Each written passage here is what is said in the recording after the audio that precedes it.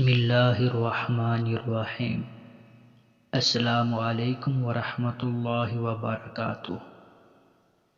پہلے کپڑے سستے مل جاتے تھے مگر جسموں کو بخوبی ڈھک لیتے تھے۔ اب کپڑے جتنے مہنگے ہو گئے ہیں بدن اتنے ہی ننگے ہونے لگے ہیں۔ اگر آپ کی قمیض میں پیوند لگا ہو تو آپ غریب ہیں، لیکن اگر آپ کی جینس گھٹنوں سے پھٹی ہو تو امیر ہیں۔ آپ کو خراب اردو آتی ہے تو آپ تعلیم یافتہ ہیں، مگر خراب انگلش آتی ہو تو جاہل۔ آپ بچوں کی شادیاں چھوٹی عمر میں کر دیں تو پینڈو ہیں، لیکن بچوں کو حرام خوریوں پر مجبور کر دیں تو ماڈرن۔ انہی خود ساختہ سٹینڈرڈز کے چکروں میں نہ ہم ہنس بن سکے، نہ کوے، نہ تتر رہے نہ بٹیر۔ اللہ نے کچھ لوگوں کو پیسہ دے کر آزمایا اور کچھ کو غریبی دے کر آزمایا۔ جس طرح ایک کے لیے پیسہ الجھن ہے، اسی طرح دوسرے کے لیے غریبی الجھن ہے۔ بات صرف پیسے کی نہیں بلکہ ایمان کی ہے۔ انسان نے محسوس کرنا اس لیے چھوڑ دیا ہے کیونکہ اسے ان چیزوں سے محبت ہو گئی ہے جن میں احساس ہی نہیں۔ زندگی کی محفل میں جب صبر آتا ہے تو بے شمار گناہ اٹھ کر چلے جاتے ہیں۔ مصیبتیں انسان کا پیچھا نہیں کرتی بلکہ انسان مصیبتوں کا پیچھا کرتا ہے۔ ہاں، یہ ملاقات کبھی بہت جلد اور کبھی بہت دیر سے ہوتی ہے۔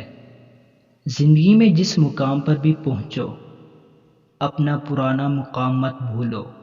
فیصلہ اور فاصلہ سوچ سمجھ کر کرنا چاہیے، کیونکہ یہ مان بھی بنتے ہیں اور امتحان بھی۔ ایک دوسرے کے لیے دعا مانگا کریں، یہ اللہ تعالیٰ کا پسندیدہ اور قبولیت والا عمل ہے۔ جیسے ایک چونٹی سمندر کو نہیں سمجھ سکتی، اسی طرح انسان اللہ تعالیٰ کے راز، افعال، کام اور قانون کو نہیں جان سکتا۔ جنہیں سب پتہ ہوتا ہے وہ اکثر خاموش ہو جاتے ہیں، کیونکہ وہ جانتے ہیں کہ سچ بہت کم لوگوں کو برداشت ہوتا ہے۔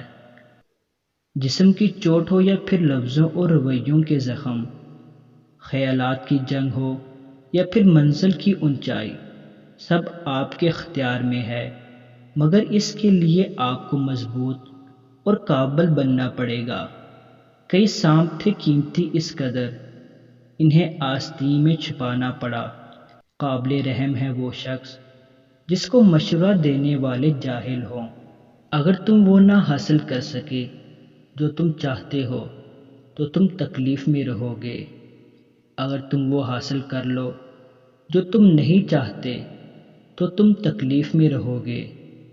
حتیٰ کہ تم وہی حاصل کر لو جو تم چاہتے ہو تب بھی تکلیف میں رہو گے، کیونکہ تم اسے ہمیشہ اپنے پاس نہیں رکھ سکتے۔ سخی کو سخاوت کرتے وقت جو خوشی ہوتی ہے اس کا اندازہ بخیل کبھی نہیں کر سکتا۔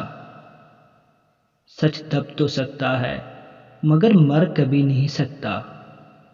تعلیم دراصل آہستہ آہستہ اپنی جہالت کو جان لینے کا نام ہے۔ ہمیشہ خوش رہیے، خاص طور پر ان کے لیے جو آپ کو خوش دیکھنا چاہتے ہیں۔ منزل ملے نہ ملے یہ بات کی بات ہے، ہم کوشش بھی نہ کریں یہ غلط بات ہے۔ جو شخص اپنی غلطی یا لاپرواہی پر معافی مانگے اور نادم ہونے کا حوصلہ نہیں رکھتا تو سمجھ لو ایسے شخص کا ضمیر مر چکا ہے اور اس کو درست کرنا کسی کے بس میں نہیں۔ قلیل ہونا حقیر نہیں ہے، لیکن ان قلیل میں بھی نہ ہونا واقعی حقیر ہونا ہے۔ یہ قلیل ہی گرتے بھی ہیں، زخم بھی کھاتے، گناہوں کی زد میں بھی آتے ہیں، نفس کی جنگ بھی لڑتے ہیں، مگر یہی قلیل بندے ہی ہیں جو ہر بار گرنے پر رب کی طرف پلٹ آتے ہیں۔